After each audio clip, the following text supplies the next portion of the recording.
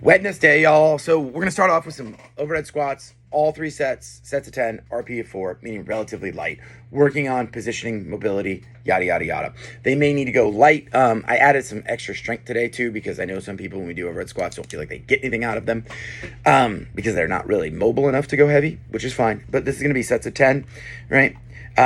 Fairly quickly.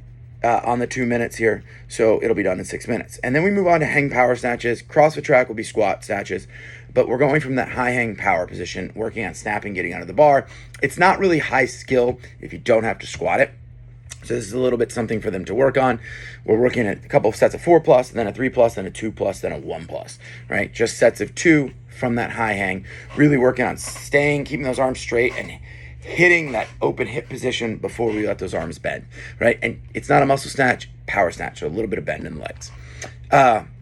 Then we move on to Fight Club, 3 rounds, 400-meter run, 15 front squats, 12 box jumps, 9 push press, right? This weight should be, like we're in the front squat, a lot of times what we see is a big difference between front squat and push press, which is why the reps are different. Some people, it might be the opposite, but front squat should be something I do 30+ with, and if the push press is your struggle, it should be at least something you do 25+ with.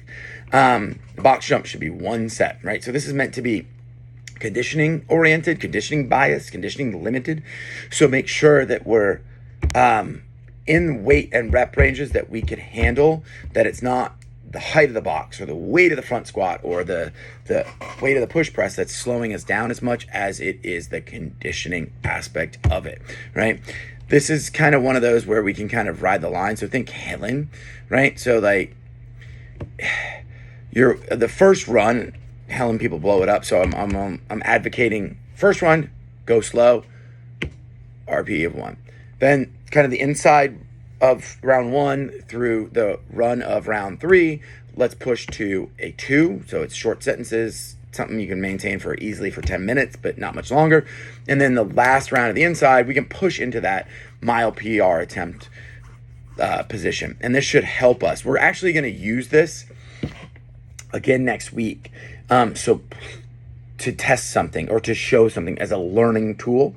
So make sure that they log what their time was. And if they can log their first round, if they can remember that, that's even better. Put that in the notes, but make sure that they log their time on this. It's super important. All right.